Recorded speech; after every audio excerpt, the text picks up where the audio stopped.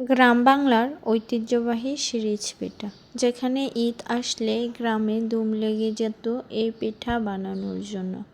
অনেক বছর পর আজকে আমি বানাতে যাচ্ছি সিরিজ পিঠা। আমাদের ময়মনসিংহের ঐতিহ্যবাহী এই সিরিজ পিঠা ঈদ আসলে দেখা যায় প্রত্যেক গ্রামে গ্রামে এই পিঠাটা বানানো হয়, যার জন্য আমার পাতার প্রয়োজন ছিল। পাতাটাও আমি সংগ্রহ করে নিছি।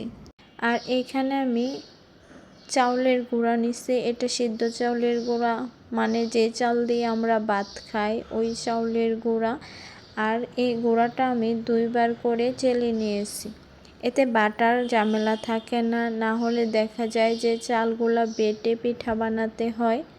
এবার লবণ আর গরম পানি দিয়ে ভালোভাবে অল্প অল্প করে মিশিয়ে একটা গুলা তৈরি করে নেব, যে গুলাটা একদম নরমও না আবার শক্তও না। পিঠা বানাতে তেমন কোনো জিনিস লাগে না, শুধু চাউলের গুঁড়া, লবণ, শিরিষ আর পাতা হলেই হয়। আমি এখানে একটু হলুদ দিয়ে দিছি যেন হলুদ কালার হয়।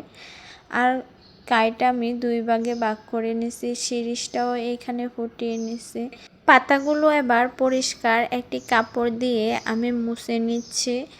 আর এই পিঠাটা বানাতে গিয়ে শিরিষটা ভালো ছিল না, যার জন্য আমাকে আবার বাহিরে গিয়ে শিরিষ নিয়ে আসতে হয়েছে। যাও কষ্ট করে পিঠাটা বানাইছে, কিন্তু সাফওয়ান এই পিঠাটা ভেঙে ফেলছিল।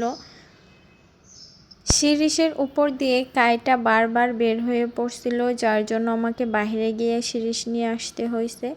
বাইরে গিয়ে আবার এত বড় শিরিষ পাইনি, যার জন্য ছোট ছোট 2টা শিরিষ নিয়ে আসছে। আর ওইগুলোও ফুটিয়ে এই তো এখন পিঠাটা বানাবো।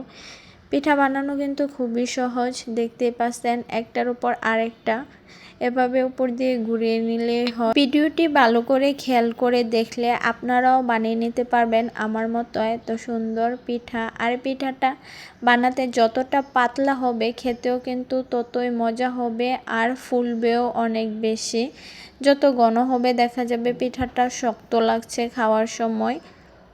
এই পিঠাগুলো বানাতে অনেকজন একসাথে বসে বানালে ভালো হয়, তাড়াতাড়ি বানানো যায়। কিন্তু আমি একা বানাইছি ভাই, একা বানাইতে গেলে দেখা যায় হাতের অবস্থা অনেক খারাপ হয়ে যায়। আগে আমাদের পাড়ায় রমজান মাস আসলে সবাই মিলে একসাথে পিঠা বানাইতো। দেখা যায় তো একদিন ওর বাড়ি, অন্যদিন আরেকজনের বাড়ি, সব চাচাতো বোনেরা মিলে পিঠা বানাইতাম। আর এটা হচ্ছে জুড়ি পিঠা। আমি ওই বড় শিরিষটা আলফিন দিয়ে ফুটো করে তারপর এই পিঠাটা বানাইছি। আর এই তো আমার সবগুলো পিঠা। চেষ্টা করবেন পিঠা ভাপ দেওয়ার পর গরম অবস্থাতেই রোদে না দেওয়া, কিছুক্ষণ পর রোদে দেওয়া, তাহলে পিঠা ভেঙে যাবে না। আর এখন 2 দিন রোদ্রে দেওয়ার পর পিঠাগুলো বেজে দেখাচ্ছি, দেখেন কতটা নরম হয়েছে। এই পিঠা চিনি দিয়েও খাওয়া যায়, আবার চিনি ছাড়াও খাওয়া যায়।